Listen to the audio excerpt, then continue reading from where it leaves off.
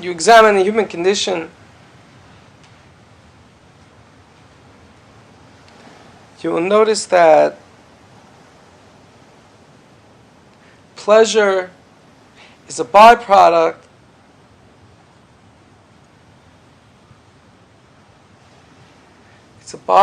of a tension between two poles.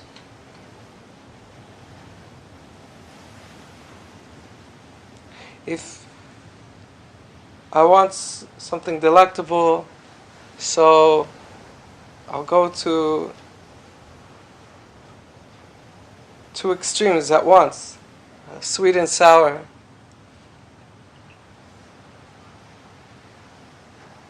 Hot and cold.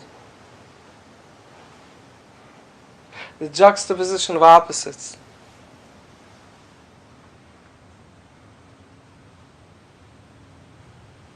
There's a unique expression within the human condition that we take pleasure in the fusion of opposites. We find a release.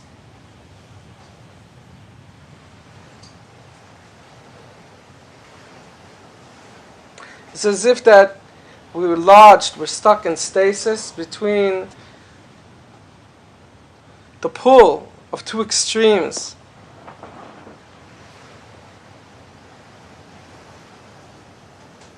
And when we can interfuse those two extremes into oneness,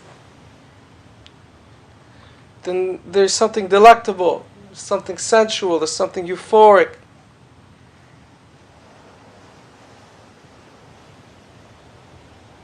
It's not an accident, it is this way.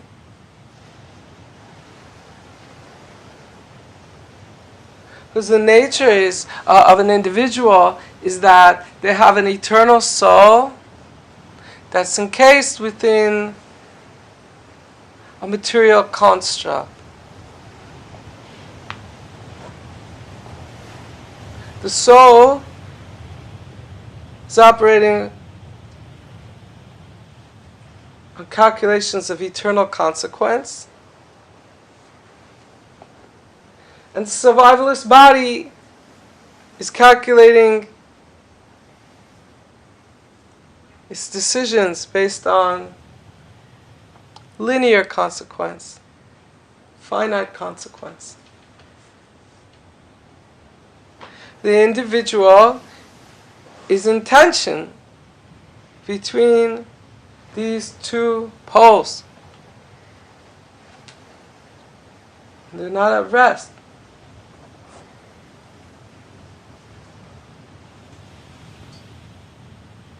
From a spiritual perspective, all creation erupted out of a great ecstasy.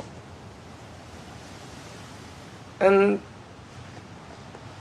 as creation in the future will orchestrate to enhance oneness, it will release a great euphoria. So we come from ecstasy, and we will merge into euphoria. But we have tension in between. The tension is the different pull between euphoria and ecstasy. Euphoria is different than ecstasy.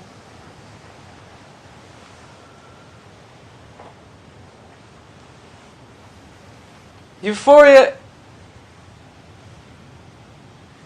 and ecstasy is a release. Euphoria is a reunification.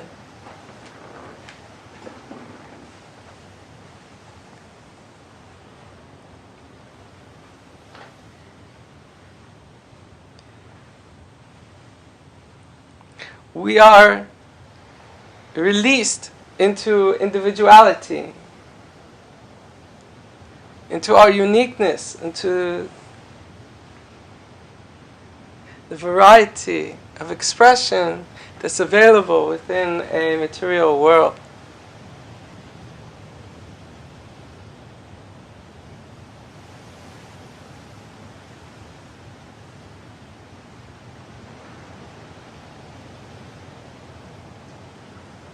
But we are not home here. This is not the nature, the substance of what we are from.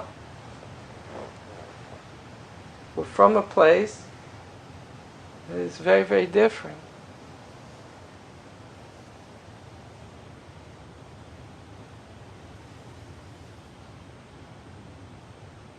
And so it's, when you make your home, knowing that it's not home, there's a tension.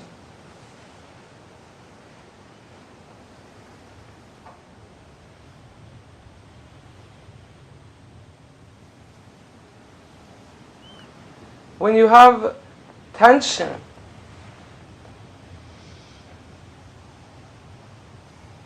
tension is the fuel for passion.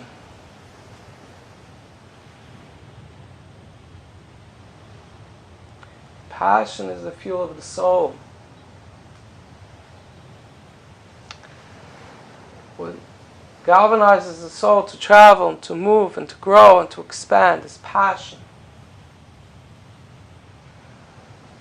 When you think about two lovers, it could be a fairy tale. The princess locked in the tower, however you envision it. You have two lovers.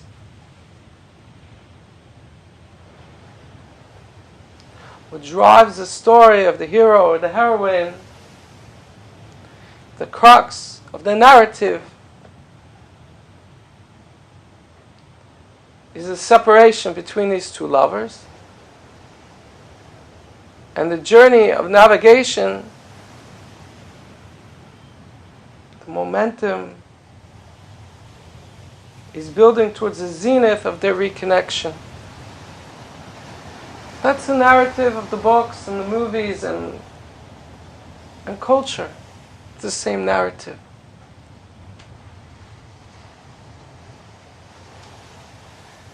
The human condition, we are conditioned to respond to these things because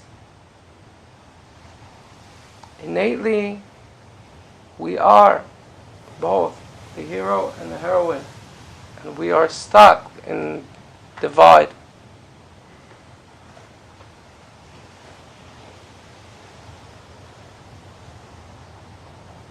The hero is your realized divinity. The heroine is the unrealized divinity. It's called the feminine divine. Latent potentials.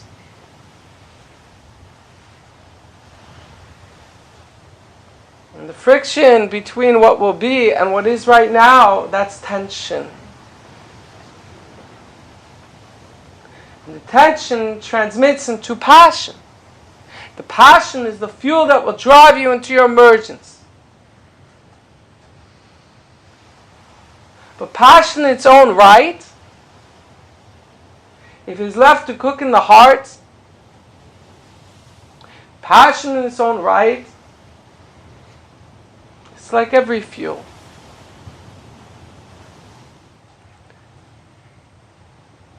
Fuels you have to treat with respect. They could grow volatile. They can become explosive. You have to handle them with care. A passion that is not realigned, is not connected to the trajectory of an enhanced unification, of enhanced reunion, enhanced unity, left in its own right, will grow very dissonant, very bitter, very volatile. The heart will grow angry, rage, feelings of abandonment, feelings of dissolution.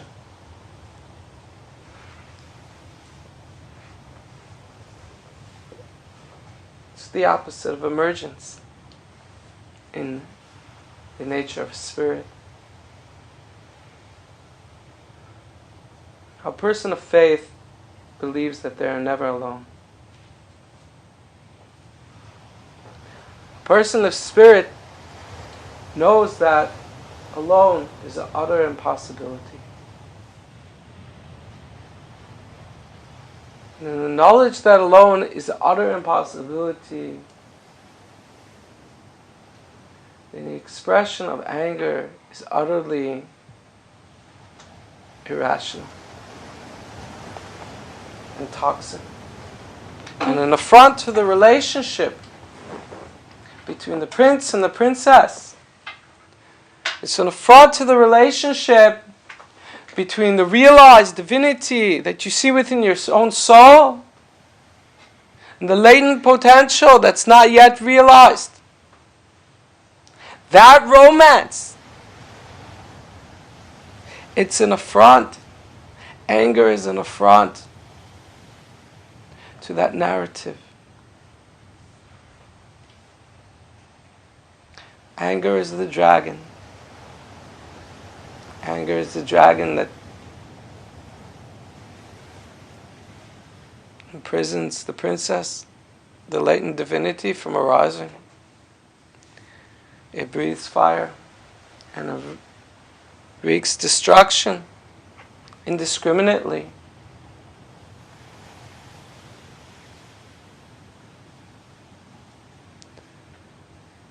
Anger and pain, those are fire. Fire does not discriminate.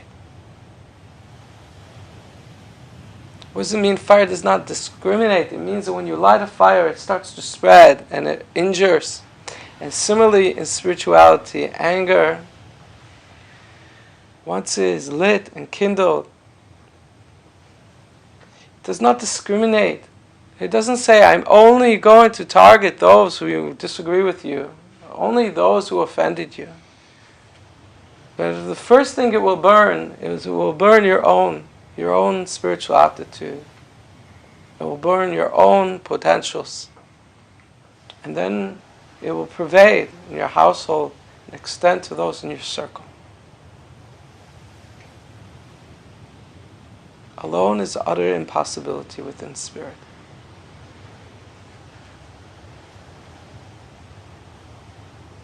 So tension's a beautiful thing, because through it you draw the nectar of passion. Passion is the fuel of the soul, the drive. The fuel, the passion must be calibrated.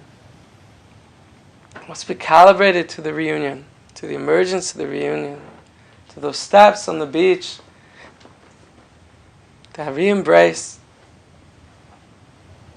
You must dance to the music of that reunion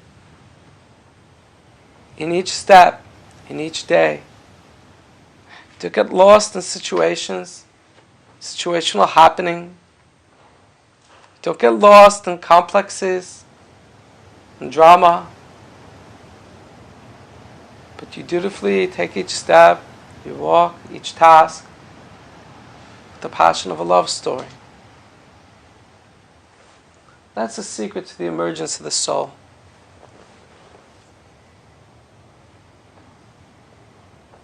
That's how one climbs Jacob's ladder. That's how you release the ingenuity. That's how you release the bonds and the shackles of the impossible, of intransigence and challenges and difficulties that don't seem to have a solution, with the passion of a love story.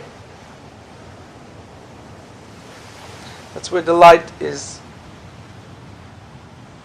This juxtaposition is not your problem. Between the rock and the hard place is not the problem. The problem is you haven't learned how to make a singularity, how to blend the rock with the hard place, how to make it one, the sweet with the sour.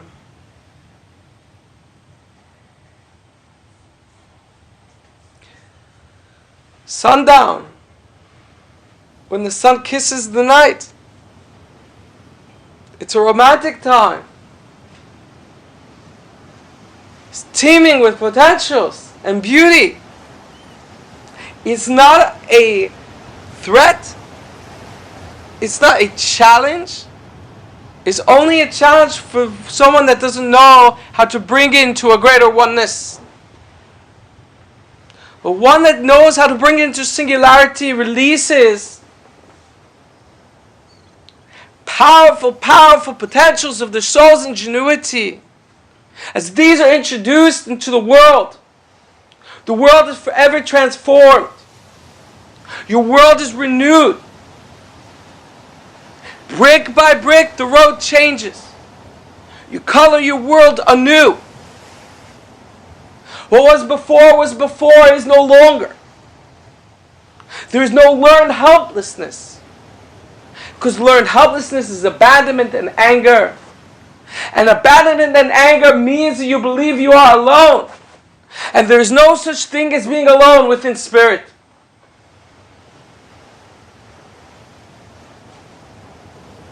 You're always in the company of the recesses of your soul that are unrealized, calling out for you with a lover's call.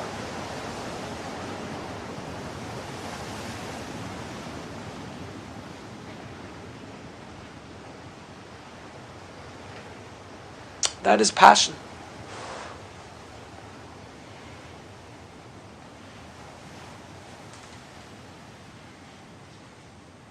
Power of passion is so dynamic.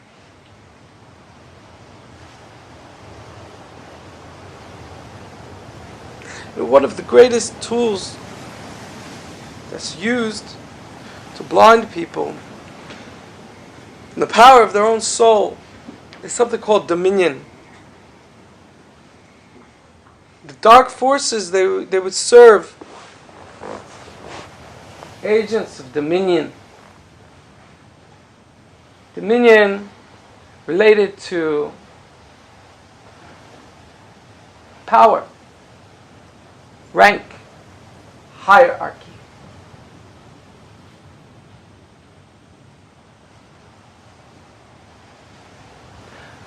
If you look in the Judeo-Christian tradition, you'll see that within the biblical tradition, that perpetually the Israelites are always being cautioned against worshiping a deity called Baal. Baal.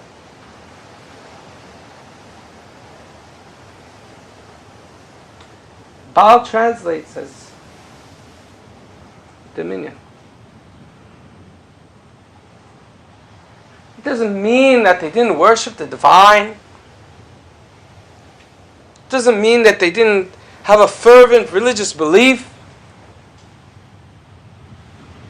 It means that they related to the divine as an oppressor.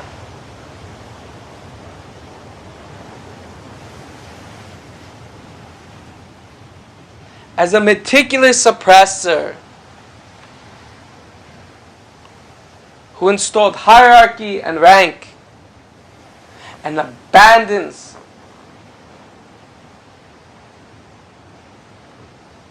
and denies with harshness his creation. If they do not cleave and aspire to leveraging power. This was considered a terrible plague on consciousness. Terrible, terrible plague on consciousness.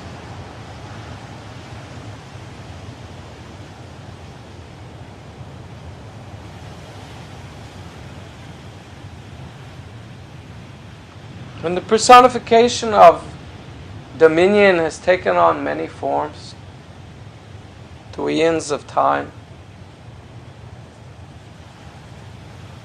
there always was a Red Army. Always.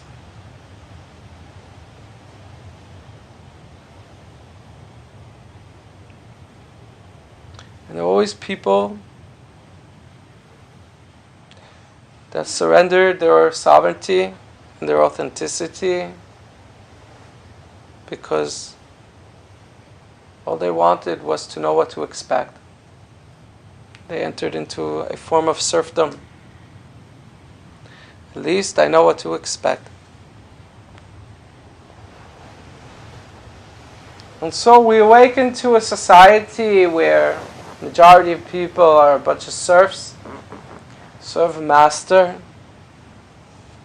Serve a master of hierarchy and rank, power,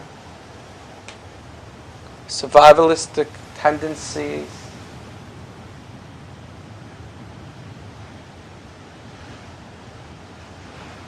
You want to stir them awake. And say, you are a prince. You are a princess. Your lover is calling for you. Why are you chasing after this facade? Don't you know it's all within? There's no abandonment.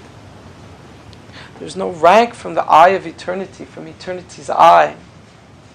All are eternal. There cannot be gradients of eternity.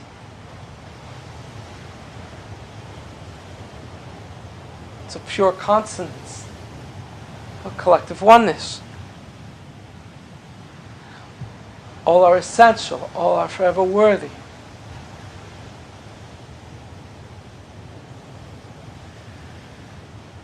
So the oppression and dominion could prove to be a very, very formidable foe. They stifle many innocent souls. They get them to invest in this ideology. You know, when you have children in school, and a child is bullied, the real problem doesn't take root when the bully bullies the child. The real root of the problem, things take a serious turn, is when the child believes what the bully has to say.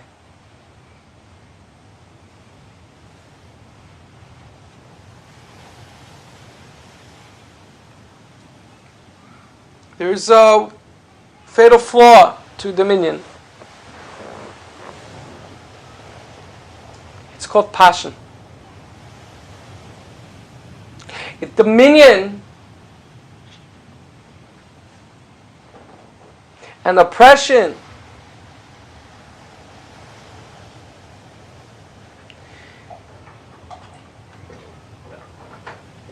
it's a weight on the people, and builds up and builds up and builds up like steam that needs a release.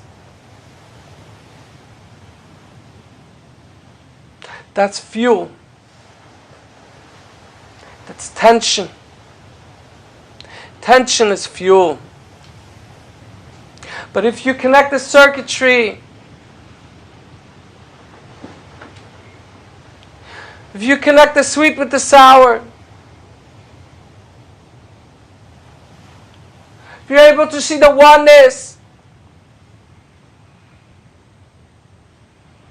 then you will see ecstasy, you will see euphoria. You will unharness the ingenuity of your own soul.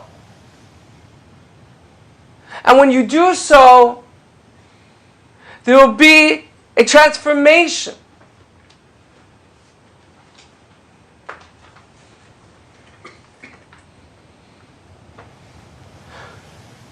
To the degree that there is oppression, is the degree that there is fuel. For somebody who's on a spiritual ascent and doesn't have oppression in their life, it will take them far, far longer to advance spiritually. But an individual who has endured great oppression, when they learn the secret of how to unite the sweet with the sour,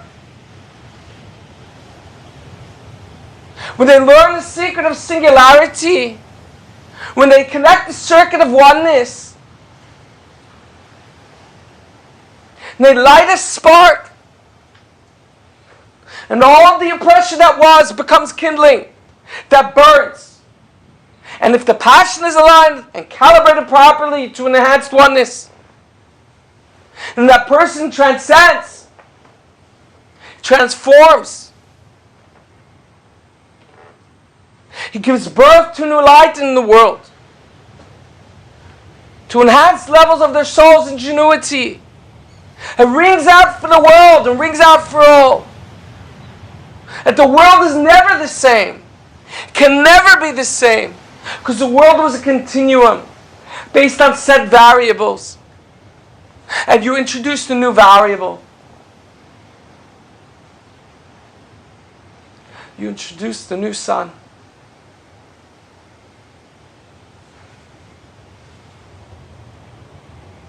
Let there be light.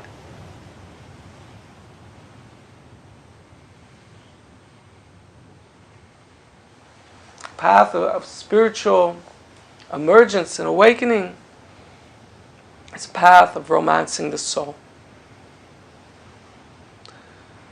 You live the tension, but the tension must become nurtured and matured to passion. Passion must be groomed into alignment with the eventual reunion. Whether you are traveling through bitter waters or sweet waters, each step must be walked with the passion of a love story. As you do so,